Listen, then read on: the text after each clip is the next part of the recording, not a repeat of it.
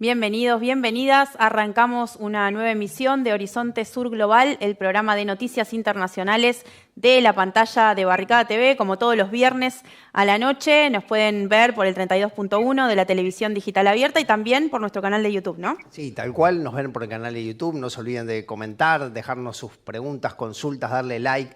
Compartan el programa que nos ayuda muchísimo a seguir creciendo. También tenemos la comunidad BTV. Van a ver en pantalla en brevísimos segundos el código QR para aquellos que quieran dejarnos un aporte. Hoy vamos a hablar de la situación en Perú, un tema realmente muy delicado, muy interesante. Y bueno, eso lo podemos hacer gracias a que ustedes se suscriben a la comunidad y nos hacen su aporte. Así que los invitamos a seguir bancando este periodismo alternativo, independiente y popular. Bueno, sí, ahí adelantabas el tema del que vamos a hablar hoy, Juan. Vamos a hablar de Perú, donde se está viviendo una ofensiva autoritaria que está desmantelando lo que queda de los pilares del Estado de Derecho en el país, ¿no? Podemos decir que desde diciembre del 2022, con la llegada de Dina Boluarte al gobierno, se viene consolidando este régimen que, bueno, opera bajo esta fachada de democracia, ¿no? Pero que en los hechos, bueno, viene persiguiendo, viene censurando y reprimiendo al pueblo peruano. Y, bueno, esta crisis tampoco es aislada ni es coyuntural. Tiene raíces profundas en este modelo neoliberal que se vive en el país, que es la base de la Constitución que dejó el fujimorismo en el país, que, bueno, como sabemos, ¿no?, excluye sistemáticamente a los sectores populares, concentra el poder en las élites económicas del país y también del extranjero y debilita las instituciones democráticas, ¿no? Sí, ahí estábamos viendo a la presidenta Dina Boluarte, que vos mencionabas recientemente. Y bueno, vamos a hablar un poco sobre algunos hechos que ocurrieron esta semana que dan cuenta de esta situación que vos muy bien describías, Lu. Situación que lo que viene haciendo es, como decías, bueno, desmantelando la vida democrática de Perú. Entre ellos, en los últimos días, lo que ocurrió fue la destitución de la fiscal general Delia Espinosa, que marcó sin duda alguna un punto de quiebre allá en Perú. Espinosa había acusado ni más ni menos que a la presidenta Dina Boluarte, a su hermano, a ministros y a congresistas por corrupción, ¿no? Una situación realmente endémica a la que ocurre en Perú. Los acusó por tráfico de influencias, violaciones a los derechos humanos. Bueno, también pidió la ilegalización del partido fujimorista Fuerza Popular por su conducta antidemocrática. Bueno, y la respuesta de este sistema fue realmente inmediata, porque la Junta Nacional de Justicia suspendió a la fiscal Delia Espinosa sin permitirle defenderse ni presentar pruebas, luego de los ataques abiertos que también recibió de parte de congresistas del fujimorismo. Sí, su suspensión, la de la fiscal, tampoco es un hecho aislado, como veníamos diciendo, ¿no? Se suma a esta serie de maniobras que se vienen dando en el país y que consolidan este régimen autoritario del que en minutos vamos a hablar con nuestra entrevistada también, ¿no?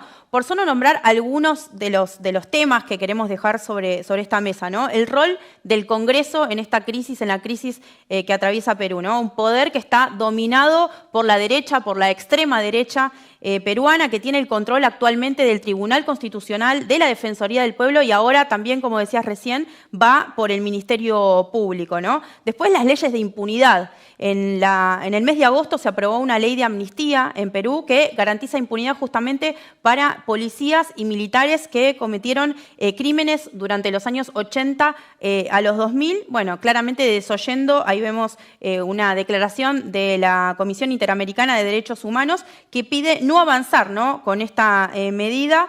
Hay que decir también, Juan, que esta prohibición de amnistías en casos de lesa humanidad es una obligación del derecho internacional que está reconocida en el sistema interamericano desde el año 92, ¿no?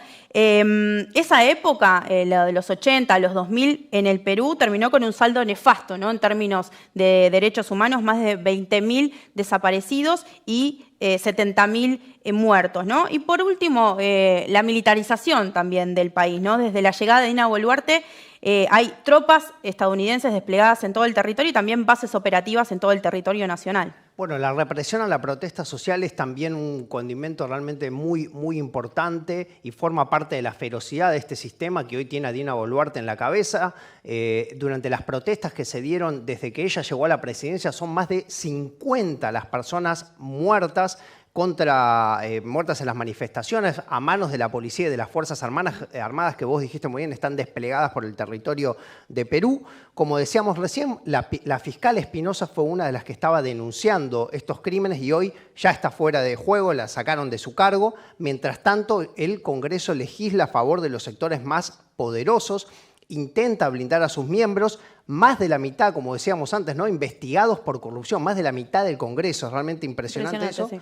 Y promueve también reformas regresivas, entre ellas una que despertó fuertes protestas esta semana que tiene que ver con a los trabajadores independientes, se los buscaba obligar a cotizar en las denominadas AFP, estamos diciendo los fondos de pensiones privados. Sí, bueno, todo esto que decimos es posible porque existe un pacto político y judicial en el país entre el Ejecutivo, el Congreso que describíamos recién, y esta fuerza política de derecha y de extrema derecha, el fujimorismo, que fue justamente capturando, ¿no?, las instituciones del Estado y que persigue a los opositores políticos, como es el caso del expresidente Pedro Castillo, que al día de hoy está detenido sin una condena firme y que, ahora también este pacto político y judicial garantiza, como decíamos, la impunidad a los represores en ese país, ¿no? Esta semana, como mencionábamos recién al presidente, hubo novedades en el juicio contra Castillo. La Corte Suprema le agregó a las causas de las que ya se lo acusa la acusación justamente de conspiración para la rebelión, ¿no? Bueno, Castillo viene diciendo, en más de las 60 sesiones que lleva este juicio, no se pudo comprobar ningún delito en su contra y viene cuestionando justamente las imputaciones que se van leyendo en cada audiencia. Vamos a ver un pequeño fragmento de la audiencia de esta semana. El presidente de esta sala da lectura todos los días en la apertura de este juicio, donde hace de conocimiento las imputaciones que me hace. Delitos de rebelión, abuso de autoridad, grave perturbación a la tranquilidad pública. 60 y tantas sesiones y no se me ha podido demostrar delitos de rebelión y las otras. Esta sala ha traído a consideración otra imputación que fue rechazada por el Ministerio Público. Cuando se demuestre lo contrario, ¿qué otro delito se me va a imponer? O me van a poner en todo, de un caso de dos maneras, o para ahorrar tiempo todo el Código Penal. Ahí veíamos en pantalla a Pedro Castillo, el expresidente, destituido de su cargo. Él había llegado a la presidencia en el año 2021 y su elección representó realmente un quiebre en Perú, ¿no? Fue sin duda alguna una ruptura. Él es un maestro rural, ajeno a las élites limeñas que suelen quedarse con el poder y con el Estado allí.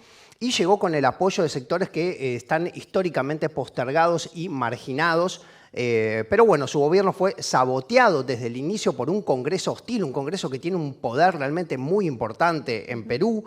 También los medios concentrados siempre, ¿no?, están ahí, son parte de la escena y juegan un rol muy importante, y hay que sumarle a esto un sistema judicial que opera como brazo político, ¿sí? Su destitución no fue simplemente ilegal, fue una maniobra autoritaria para restaurar el control de las élites y bloquear cualquier intento de transformación social. Sí, recordemos, ya para pasar a nuestra entrevista, el 7 de diciembre del 2022 justamente comenzó este ciclo de protestas muy fuertes en Perú tras su destitución y la llegada al poder justamente de la actual presidenta Dina Boluarte, quien casualmente había sido electa como parte de la fuerza política de izquierda que llevó a Pedro Castillo, ¿no? Bueno, esta misma presidenta es la que hoy gobierna consolidando justamente este régimen autoritario que venimos describiendo, ¿no? Sí, bueno, metámonos entonces en la actualidad de Perú. Vamos a intentar entenderla, intentar conversar un poco de qué es lo que está pasando allí. Para eso tiene la amabilidad de atendernos la socióloga Anaí Durán, que fue ministra de la Mujer y Poblaciones Vulnerables de Perú durante la presidencia de Castillo. Anaí, te saludamos. Muchísimas gracias, como siempre, por atendernos. Buenas tardes, gracias por el espacio. Gracias a vos, Anaí. Bueno, queríamos invitarte a ver un pequeño fragmento de lo que fue la presentación que hizo esta semana Dina Boluarte en la Asamblea de Naciones Unidas. Si te parece, miramos ese videíto y seguimos consultándote algo respecto de esas declaraciones. Hemos recuperado la confianza de la inversión nacional, pero también del extranjero, y abrazado a la libertad. Somos un país solvente y estable por el golpe de Estado de diciembre del 2022 que pretendía instaurar una dictadura sometiendo a todos los poderes del Estado, tuve que asumir constitucionalmente la presidencia de la República.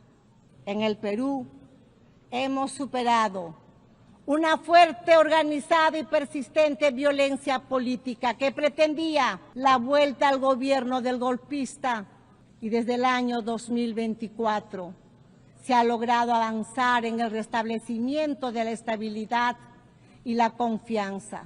La economía peruana logró crecer 3,3% y en el presente año 2025 está superando un crecimiento del 3,5%.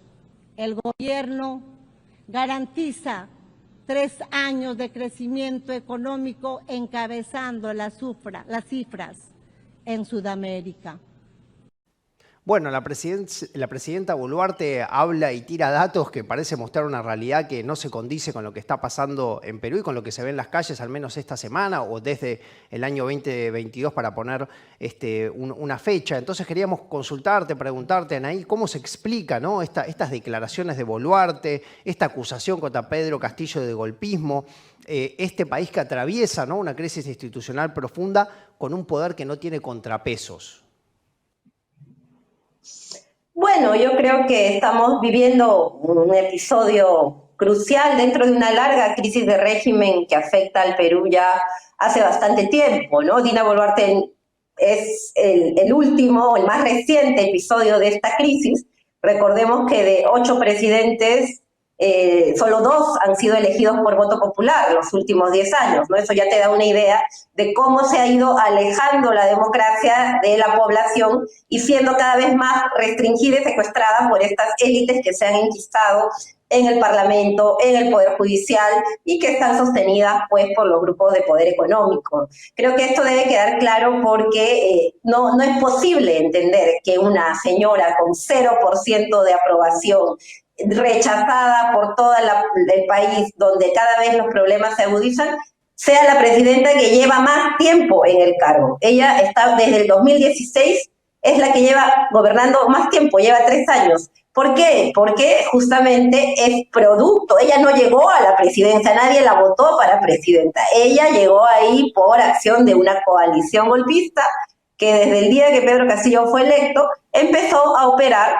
para poder recapturar el poder del Ejecutivo y con eso relanzar un modelo que ya está largamente agotado, ¿no? Creo que eso hay que comprenderlo bien, porque además fue una operación donde los poderes del Estado actuaron de manera concurrente. Tuvimos casos de Lapware clarísimos desde el Poder Judicial, tuvimos el Parlamento con todas estas modificaciones y maniobras a la legalidad para poder hacer una vacancia ilegal, y luego tenemos a los grupos de poder económico pues que están sosteniendo y sacando todos los proyectos que estaban, digamos, contenidos antes de este momento, y finalmente una fuerza fundamental que son las Fuerzas Armadas y Policiales. Sin el apoyo de las Fuerzas Armadas y Policiales, Dina Boluarte no hubiera podido ser presidenta, y por eso los ha premiado con una ley de amnistía.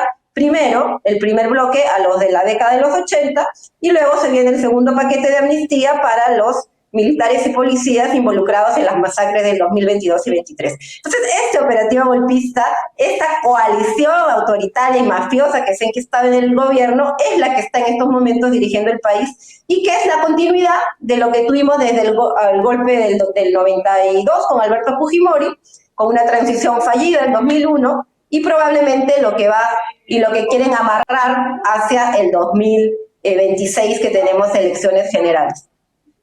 Recién contábamos el caso de la fiscal Delia Espinosa, suspendida de su cargo justamente en la justicia por animarse, ¿no?, a investigar a la presidenta Dina Boluarte. ¿Cómo interpreta su destitución, Anaí? Bueno, la Fiscalía hace rato que está podrida, que es parte de todo este sistema nefasto, ¿no? La fiscal Delia Espinosa intentó ser parte de una coalición, digamos, opuesta al otro sector que lideraba Patricia Benavides, pero al final son de la misma institución que ya la ciudadanía rechaza y que ha sostenido este régimen.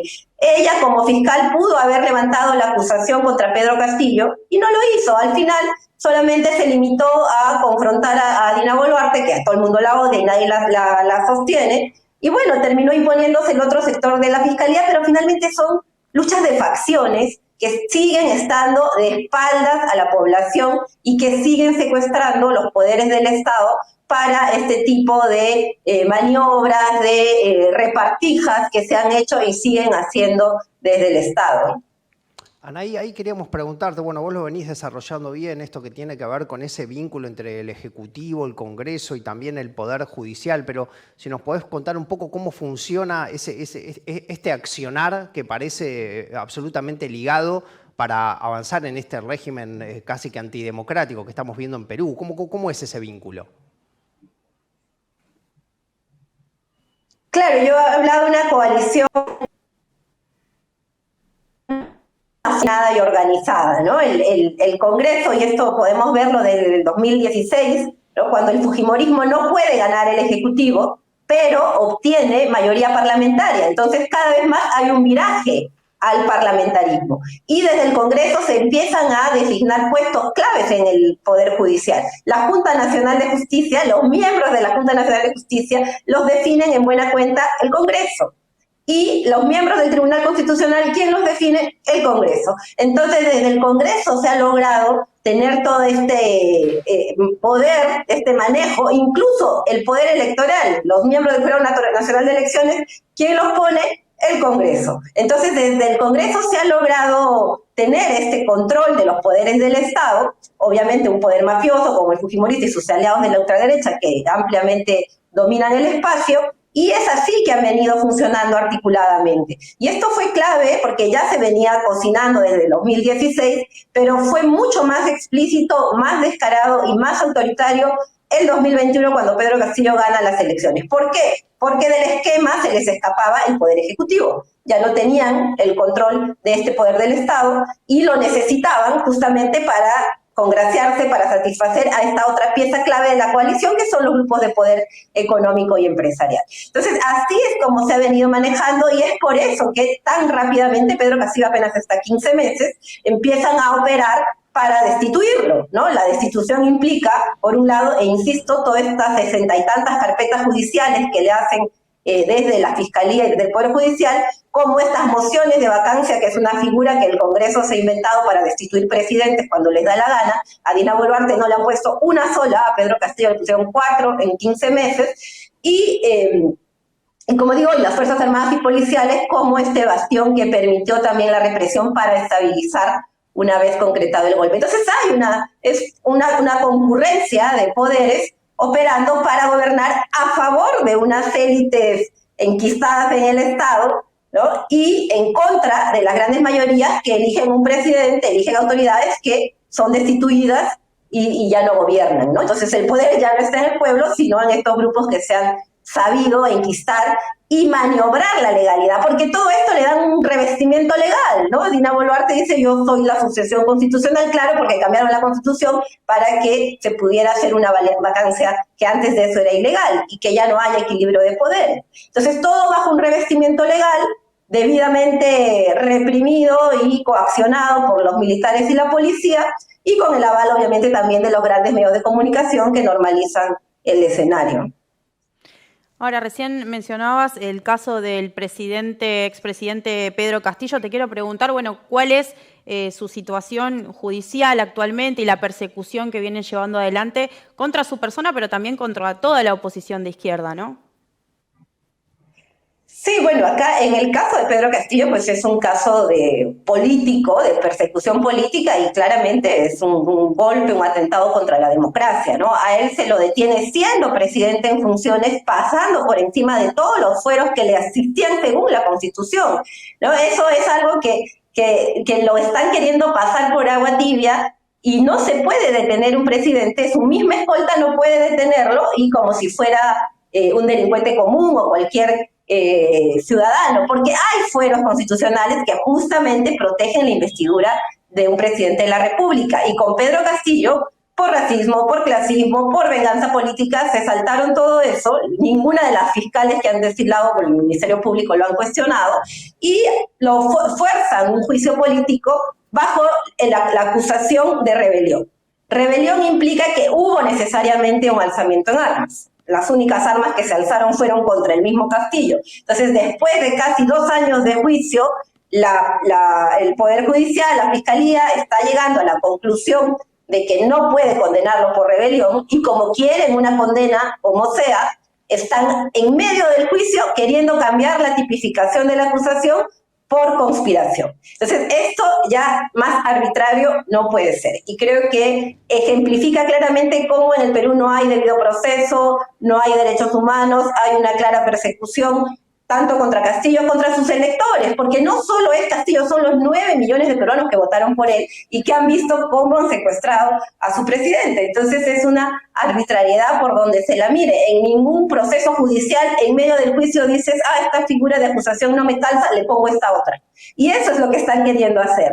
Entonces, claro, hay un pedido fiscal por rebelión de 35 años, seguro ahora van a poner uno por conspiración de 20 años, pero el tema de fondo es que se está juzgando sin ninguna base legal, con un claro sesgo político, y lo que se busca es sacar de juego a la oposición. El otro año hay elecciones en abril. Pedro Castillo en estos momentos podría participar porque no está condenado, y que quieren forzar una condena a como dé lugar antes del cierre de la inscripción de candidatos, que es en diciembre. Anaí, ya te vamos a preguntar por las elecciones, que nos interesa saber cómo ves ese panorama, pero antes queríamos profundizar en algo que mencionaste también, que tiene que ver con el fujimorismo. Sabemos que Keiko Fujimori, la hija del expresidente Alberto Fujimori, se presentó a varias elecciones, las perdió. Sin embargo, el fujimorismo sigue teniendo una relevancia política importante en Perú. Contanos un poco cómo es esto, qué rol ocupa el fujimorismo, qué relevancia sigue teniendo. Bueno, yo creo que el fujimorismo es la principal fuerza política organizada, es el partido que se ha mantenido de manera consecutiva más tiempo por intereses mafiosos, de ultraderecha, reaccionarios, coludidos con grupos de poder, por lo que sea, pero se ha mantenido como fuerza política ya en el espectro los últimos 20 años, eso hay que reconocerlo, y dentro de la derecha además mantiene un voto duro que les da esta vigencia, ¿no? Entonces creo que sigue liderando, a diferencia de otras fuerzas políticas más locales, de derecha, de ultraderecha, que surgen en este escenario además de derechización del continente. El fujimorismo ha mantenido esta presencia regional, territorial, que en un contexto de gran fragmentación lo pone en una cierta ventaja, ¿no? Recordemos que Keiko pasa a segunda vuelta con 12% de votación, ¿no? O sea, no es que sea la gran fuerza política, pero ese 12% en un escenario de tremenda fragmentación política la coloca como una de las fuerzas principales del espectro y hasta ahora la principal de la derecha peruana. ¿Están surgiendo otras? Sí. Keiko ya perdió 3 elecciones, ya murió Alberto, que era el patriarca que estaba detrás siempre del juego político, y están viendo también pues los grupos de poder económico y todos estos grupos mafiosos que también sostienen al fujimorismo, especialmente el narcotráfico. Tiene ya varios gobernadores regionales, diputados y otras autoridades involucradas en procesos de lavado de activos, de narcotráfico. Joaquín Ramírez, gobernador regional de Cajamarca, Oscar Lima de Ayacucho, en fin. Ya se están viendo también otras cartas, ¿no?, que puedan compensar este declive, este estancamiento del fujimorismo, como es el alcalde de Lima, López Aliaga, por ejemplo. Anaí, esta semana, se volvieron a encender las protestas, ¿no? Principalmente en Lima. Por ahí leíamos algunos titulares de los medios, decían la generación Z sale a las calles. Te quiero preguntar a vos, ¿qué sectores están saliendo a las calles? ¿Cómo caracterizás el perfil de estas movilizaciones? Sí, justo yo publicaba un artículo viendo estas movilizaciones como una continuidad con las protestas que se dan desde el mismo estallido del 2022, ¿no? El mismo día que Dina Boluarte juramenta de manera espuria con un congreso golpista, hay un estallido que es brutalmente reprimido, pero que moviliza y paraliza el país, ¿no? Luego de esto hay todo el año pasado una serie de protestas de transportistas, de sectores urbanos populares agobiados por la delincuencia y el crimen organizado. Y este año, en medio de un paquete de reformas para relanzar el sistema de FP, porque creo que tiene que quedar claro, este operativo golpista que coloca a Dina Boluarte en el poder es para relanzar el modelo neoliberal y aplicar toda esa agenda que había perdido en las elecciones, ¿no? Esta es la agenda de Keiko Fujimori, de los que perdieron las elecciones. Hacen el golpe a Pedro Castillo y están imponiendo esta agenda. Y esto incluía efectivamente una reforma de las AFP favorable a los dueños de las AFP y en perjuicio de, por un lado, una gran masa de trabajadores informales. Perú tiene 75% de trabajadores informales, y de los jóvenes. Son 6 millones de jóvenes que iban a verse afectados por la obligatoriedad a entrar en este sistema, que es un sistema privado de fondos de pensiones que Pinochet y Fujimori pusieron en los 90 en el caso peruano, y que no funcionan, que está constantemente en crisis, debilitado, que es incapaz de generar pensiones dignas.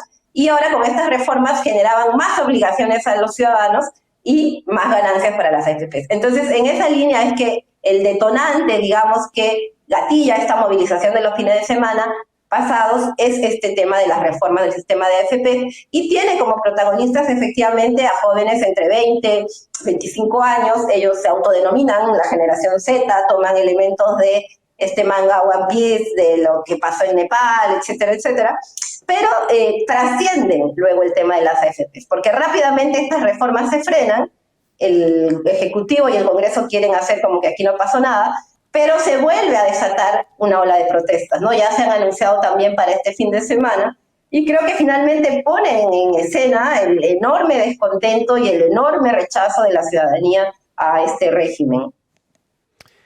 Hablábamos antes de lo que son las elecciones del año que viene, se elige presidente y también el Congreso, bancas del Congreso. ¿Qué lectura estás haciendo de este escenario político? ¿Existe la posibilidad de que se presente alguna oferta electoral que justamente represente, que levante las banderas de los sectores marginados? Bueno, el escenario es muy complicado, la verdad.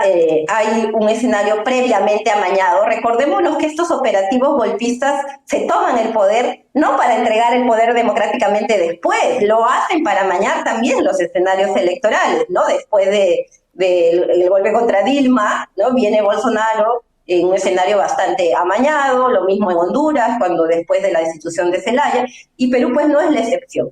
En estos 3 años, el Congreso y Dina Boluarte, esta coalición golpista, se ha encargado también de maniatar el poder electoral. El Jurado Nacional de Elecciones ahora está controlado por la derecha del Congreso, y ha habido una serie de inhabilitaciones que también van delimitando un escenario electoral favorable a la continuidad neoliberal de estos grupos que se han tomado el poder, de la derecha, el fujimorismo y etcétera, ¿no? Y hay una gran dispersión del campo popular de las propuestas que podrían ser transformadoras. Entonces, los principales líderes de la oposición, llámese Pedro Castillo o desde otro espectro Martín Vizcarra, están inhabilitados o van a estar condenados y con ellos fuera de las elecciones. Y partidos que pudieron haber tenido algún protagonismo no han sido debidamente acreditados por el Jurado Nacional de Elecciones. Entonces, hay un escenario muy trabado, muy complicado, mucha dispersión, 38 partidos políticos inscritos, entonces eso ya es una cantidad de candidatos bastante inverosímil, y sobre todo, como digo, en el caso de las fuerzas progresistas, populares, de izquierda, todavía una gran fragmentación y esta permanente persecución expresada en inhabilitaciones, en persecución judicial y persecución política que limita tremendamente su protagonismo. Anaí, en los últimos años varios progresismos de la región intentaron justamente disputar el centro político, ¿no? Moderar de alguna manera sus propuestas, generar alianzas que amplíen de alguna manera su base electoral. ¿Vos cómo ves esta tensión, bueno, particularmente en el caso peruano, y si pensás que la izquierda en tu país debería apostar justamente por disputar ese centro político o, bueno, consolidar una identidad más de izquierda, más radical, ¿no? Bueno, aquí lamentablemente en el Perú todo se ha licuado, ¿no? Tienes una izquierda en el Congreso como la de Perú Libre, que llegó con un ideario marxista-leninista y que gobierna bien tranquila con el fujimorismo, comparten mesa directiva, ¿no? Entonces estos referentes yo creo que están bastante diluidos, y eso afecta a la izquierda como una propuesta transformadora. Entonces sí creo que va a ser un gran desafío para las fuerzas del cambio, para no hablar solo de aquellas que se autorreconocen y autodenominan como izquierda, que han tenido un rol nefasto compartiendo el Congreso con todos estos sectores golpistas, sino de estas fuerzas que pueden aspirar a lograr algún cambio profundo en el país. Yo creo que lo que se viene es un momento de mucha disputa, de mucha reconstrucción, como digo, desde marcos que incluyan un espectro transformador, nacional, popular, de abajo más que de la izquierda, y que puedan darle protagonismo nuevamente a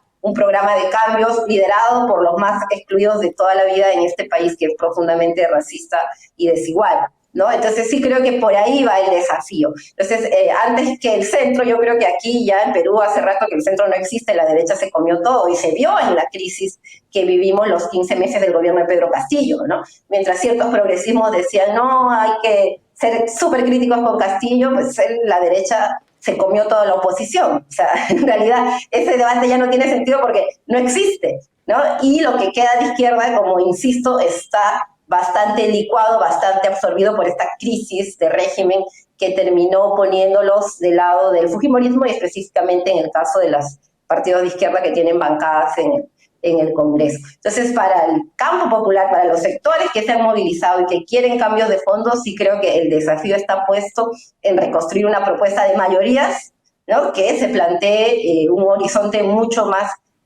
profundo de poder refundar el país, ¿no? Anaí, ¿ahí ves alguna figura, ves a alguien, a un partido, una figura, alguien que esté pudiendo representar ese cambio, o crees que todavía eso está por construirse? Bueno, lamentablemente las elecciones son en 7 meses y eso no se ha podido concretar. Yo podría decir Pedro Castillo, pero Pedro Castillo, pese al ascendente que tiene todavía, va a ser o condenado o inhabilitado, entonces no va a poder ser un candidato en carrera, y así muchos otros compañeros. Pero creo que todavía está por verse, se están armando coaliciones, pese a los calendarios de los esfuerzos de la derecha por inhabilitar, prohibir, condenar, sacar de juego a las principales figuras políticas opositoras. Nunca pueden controlar todas las variables. Yo creo que hay que tener todavía un poco de paciencia y ver cómo se arma algo que pueda por lo menos dar la pelea, ¿no? Si bien el triunfo no está garantizado, sí dar una pelea bastante digna y poder recuperar espacios de poder que esta derecha golpista ha usurpado a los sectores populares. Para cerrar, Anaí, vos fuiste una de las principales impulsoras del debate, ¿no?, por una asamblea constituyente en Perú, justamente para cambiar esta constitución que mencionábamos al principio de los 90, ¿no? ¿Crees que sigue estando ahí la salida a la crisis peruana? Sí, claro que sí, creo que más vigente que nunca. ¿Por qué? Porque este Congreso ha cambiado ya. Esa constitución que impuso Fujimori en el 92 ha sido cambiada en un 60% desde el Congreso. Y ha sido cambiada en todos aquellos aspectos que perjudican a la ciudadanía.